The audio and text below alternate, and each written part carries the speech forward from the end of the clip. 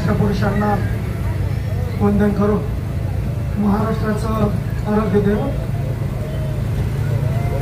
अंडुरम सर्व या ठिकाणी नतमस्तक होऊन आज केज आंबेजोगाई विधानसभेच्या माध्यमातून होऊ घातलेल्या निवडणुकीच्या निमित्तानं या आंबेजोगाई नगरीमध्ये सांगता सभेच्या कार्यक्रमास उपस्थित सर्व सन्माननीय व्यासपीठ या सभेसाठी उपस्थित माता भगिनी बंधूंनो वडीलधारी मंडळींनो आणि उपस्थित सभेसाठी राहिलेले सर्व माझे बंधू भगिनींनो, खरं तर 2 दिवस मतदानाला राहिलेले आहेत। गेल्या 10 दिवसापासून खऱ्या अर्थानं या मतदानाला या प्रचाराला संपूर्ण केज आंबेजोगाई शहरामध्ये सुरुवात केलेली असताना प्रत्येक गावावर प्रत्येक वाड्या वस्त्यावर फिरत असताना या मतदारसंघामध्ये असलेली दुरावस्था, या मतदारसंघामध्ये प्रचंड नाराजीचा सूर आणि जनतेकडनं ज्या अडीअडचणी आणि प्रश्नांचा भडिमा हा गेल्या 10 दिवसापासून आम्ही प्रचार करत असताना सातत्याने ऐकायला मिळतोय आणि पाहायला मिळतोय। आपण गेल्या कित्येक वर्षापासून हा मतदारसंघ ज्या जातीसाठी आरक्षित आहे त्या जातीला याचा फायदा झालाय का, हा खरा या मतदारसंघातील जनतेला प्रश्न पडलेला आहे। ज्या जातीसाठी हा मतदारसंघ आरक्षित आहे ती जात किंवा तो धर्म खऱ्या अर्थाने अजूनही उपेक्षित आहे आणि कोणतरी या मतदारसंघामध्ये दुसऱ्याच्या ताटातलं खायचंच काम गेल्या 46 वर्षापासून सातत्याने केलेलं आहे। आणि म्हणून हा मतदारसंघ या ठिकाणी ज्या जातीसाठी आरक्षित आहे ती जात देखील अद्यापही वंचित आहे। याबद्दल आपण सर्वांनी फार विचार करायची गरज पडलेली आहे। आज वाड्या वस्त्यावर फिरत असताना लाईट, पाणी, आरोग्य, रस्ते, डीपीचा प्रश्न सातत्याने हेच प्रश्न इथले मतदारसंघ या मतदारसंघातील जनता विचारताना दिसत आहे। त्यांनी हा कधी विचार केलेला नाही की आपण गेल्या अनेक वर्षापासून त्याच व्यक्तीला त्याच पक्षाला आपण निवडून देतोय आणि त्या पक्षाने त्या व्यक्तीने आपला विकास केलाय का नाही, हा प्रश्न त्यांच्या मनाला पडणं आता गरजेचं झालेलं आहे। खरं तर ज्यावेळेस महाराष्ट्र नवनिर्माण सेनेने राज साहेबांनी माझ्यावर ही जबाबदारी दिली, मला मतदारसंघामध्ये नेतृत्व करण्याची उमेदवारी देऊन संधी दिली, त्याच दिवसापासून मी असं ठरवलं की या मतदारसंघामध्ये आपण आपल्याला स्वतःला झोकून देऊन असलेले अडीअडचणी, असलेले प्रश्न हे सोडवण्यासाठी आपण आता तत्पर झालं पाहिजे। कारण गेल्या अनेक वर्षापासून या समाजासाठी, या जातीसाठी इथल्या आमदारांनी कुठलंही काम केलेलं नाही। अनेक प्रश्न सातत्याने भेडसावतात। खऱ्या अर्थाने या ठिकाणी युवकांचा प्रश्न फार मोठ्या प्रमाणामध्ये आपल्याला भेडसावताना दिसतोय।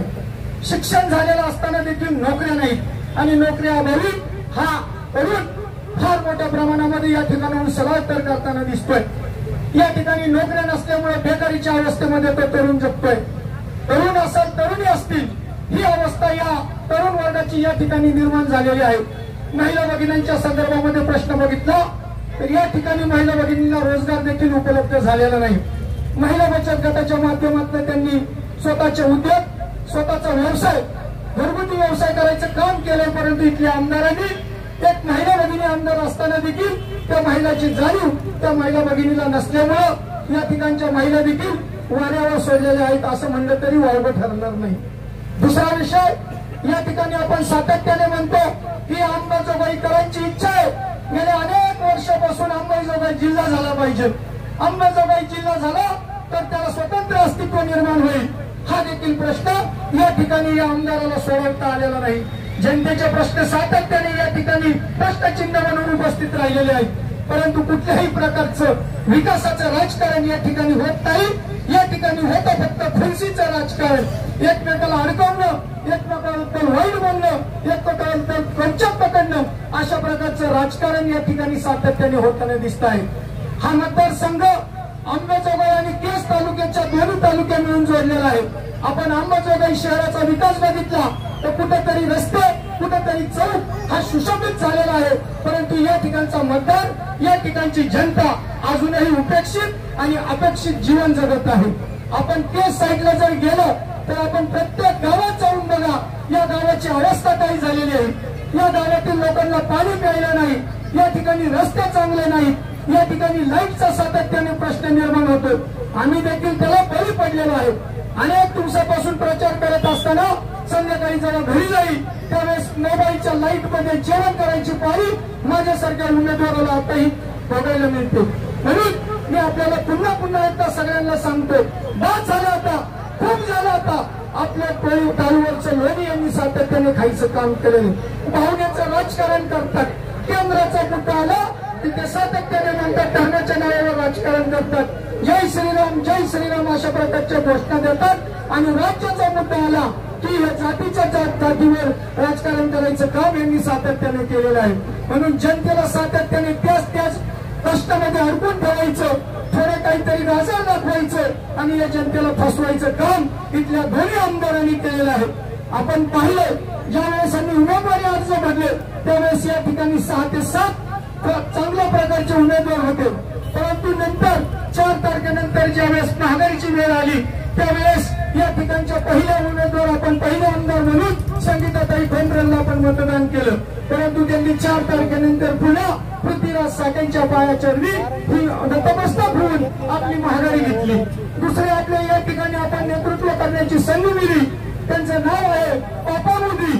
पापा मोदींना तुम्ही काम केलं, मदत केली, मतदान केलं. परंतु त्या पापा मोदींनी देखील त्या पृथ्वीराज साठेच्या चरणी आपली निष्ठा राहिली. त्याच्यानंतर केज तालुक्याचा विचार केला तर केज नगर परिषदेचे नगराध्यक्ष सीताताई बनसोड आणि हरुणभाई यांनी देखील पहिल्यांदा जरांगे पाटलाकडे जाऊन एका हातामध्ये जरांगे पाटलाचा फोटो, दुसऱ्या हातामध्ये गोपीनाथ मुंडेचा फोटो आणि पुन्हा त्यांनी देखील पृथ्वीराज साठेंच्या चरणी आपली निष्ठा राहिली. म्हणून मी आपल्याला सर्वांना सांगतो, या ठिकाणचं राजकारण सातत्याने साध्या लोट्याचं होत गेले, मेहनतचं राजकारण होत गेले आणि जनतेला कंप्लेंट हिरो बनवायचं काम करतात. सुरुवातीला आनंदानं फॉर्म भरतात, सुरुवातीला एकमेकांबद्दल शिव्या देतात, वाईट बोलतात आणि पुन्हा रात्रीला आमदारातून सेटलमेंट करतात, पैसा घेतात आणि एकमेकांच्या पद्धतीनं कामाचा मोबदला हा मॅनेजमेंटच्या माध्यमातून करत आलेले आहे. आणि म्हणून जनतेनं मावल्यानं तुम्हाला हात जोडून विनंती करून सांगतो, आपल्याला आता ही वेळ आलेली आहे. ह्या लबाडांना धडा शिकवायची वेळ हक्काने सांगतो. ज्या वेळेस राजसाहेबांनी मला उमेदवारी दिली त्यावेळेस त्यांनी लक्षात ठेवलं होतं की हा पट्ट्या कुठे मॅनेज होणार नाही, कुणाच्या पदरीपारी पडणार नाही, हा शेवटपर्यंत लढणार आहे. आणि म्हणून मी आणि आता इथले 2 उमेदवार अशा प्रकारची या ठिकाणी तिरंगी लढत आपल्याला पाहायला मिळणार आहे. येत्या काळामध्ये 20 तारखेला मतदान आहे. आपण पाहतात या ठिकाणचा प्रत्येक मतदार रस्त्यावर यायला बघत नाही. ठिकाणी फार दहशतीचं वातावरण आहे. कुठल्याही मुलांनी, कुठल्याही माणसांनी एखाद्याचा बॅनर लावला, एखाद्याचं स्टेटस ठेवलं तर त्याच्यावर गुन्हा दाखल व्हायचं काम होतं. म्हणून या ठिकाणची जनता आता पुढे येत नाही, आपल्या मार्गाने आतून काम करणार आहे. प्रत्येक ठिकाणाहून मला फोन येतात, तात्या तुम्ही काळजी करू नका, आम्ही आतमध्ये जरी असलो तरी येत्या 20 तारखेला आम्ही रेल्वेचाच चित्ताचं बटन दाबणार आहे आणि आपल्याला प्रचंड मतांनी निवडून आणणार आहे. त्याच्यामुळे तुम्ही काळजी करू नका. मी देखील काळजी करत नाही. पत्रकार बांधव देखील रोज वेगवेगळ्या पद्धतीने पेपरला बातम्या देतात. दुरंगी पद्धतीची लढत आहे, हा निवडून येईल, तो निवडून येईल. पत्रकार बांधवांना देखील माझी विनंती आहे, पत्रकार बांधवांना आपण या अंबाजोगाई शहरामध्ये राहत आहे, या शहराचा विकास तुम्ही इथल्या जनतेला दाखवला पाहिजे. आज बुद्धीनाथ तलावाची या देखील गरज आहे, परंतु या आमदारांनी त्याच्यावर कधी काम केलेलं नाही. जिल्हा निर्मितीची गरज आहे, त्या ठिकाणी देखील काम केलेलं नाही. रोजगाराची संधी या ठिकाणी युवकांसाठी उपलब्ध करून देण्याची गरज आहे, त्या ठिकाणी देखील काम केलेलं नाही. आमदारांनी आमदाराचं फक्त घर भरायचं काम केलंय, त्याच्या घराचा विकास केलाय, त्याच्या कुटुंबाचा विकास केलाय आणि खऱ्या अर्थाने जो मतदार त्यांना मतदान करतो, विधान भवनामध्ये आपला आवाज मांडण्यासाठी पाठवतो, परंतु त्या मतदारबंधू भगिनीचा कुठेही इथं विचार केलेला दिसत नाही. विकासाच्या नावाखाली फक्त वल्गना करतात, विकासाच्या नावाखाली भांडवल लुटायचं काम करतात. हजारो कोटीची कामं केली, 5,000 कोटीची कामं केली आणि मग ती कामं जर केली असेल तर या ठिकाणी आपल्याला विकास पाहायला मिळाला पाहिजे. परंतु हे सगळं खोट्या नाट्याचं राजकारण या ठिकाणी सातत्याने आपल्याला पाहायला भेटतं.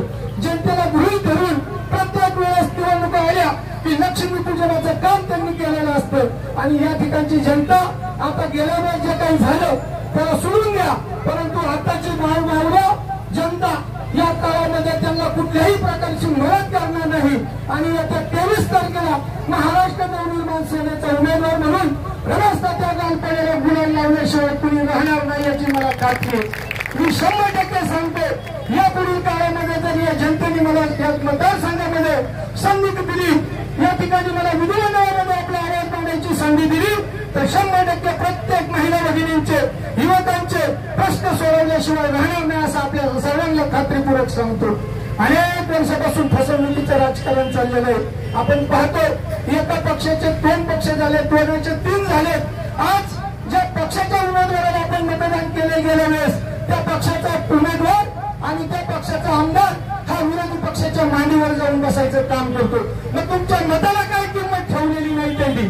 आता ही बघा, ज्यावेळेस राज्यामध्ये सत्ता परिवर्तन होईल त्यावेळेस आपण तुतारी म्हणतो, जनता राजा म्हणतो, ते शरद पवार देखील भारतीय जनता पक्षाच्या मांडीवर गेल्याशिवाय राहणार नाही हे मी तुम्हाला ठणकावून सांगतो. आणि म्हणून या कुठल्याही पक्षावर आपण आता निष्ठा ठेवू नका, विश्वास ठेवू नका.